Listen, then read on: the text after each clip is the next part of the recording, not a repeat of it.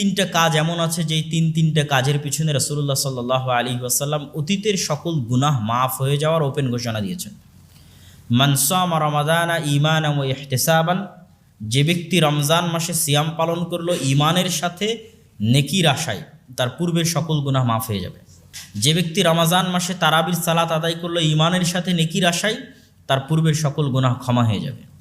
যে ব্যক্তি রমজানের লাইলাতুল কদর পেল এবং লাইলাতুল কদরের রাত জাগ্রত অবস্থায় ইবাদত করলো, তার পূর্বের সকল গুনাহ ক্ষমা হয়ে যাবে। কিন্তু প্রত্যেকটা বাক্যের সাথে দুইটা শর্ত যুক্ত করা আছে, ঈমানের সাথে নেকির আশায়। তো নেকির আশার ব্যাখ্যা সকল মুহাদ্দিসিনে কেরাম করেছেন নিয়ত, এবং আমরা সবাই জানি যে ইসলামের সকল কাজের মূল ভিত্তি নিয়া, ইন্নামাল আমাল বিন্নিয়াত, এবং নিয়ত যদি বিশুদ্ধ না হয় তাহলে আমল জান্নাতে নিয়ে যাওয়া বহু দূরের কথা, জাহান্নামে নিয়ে যাবে।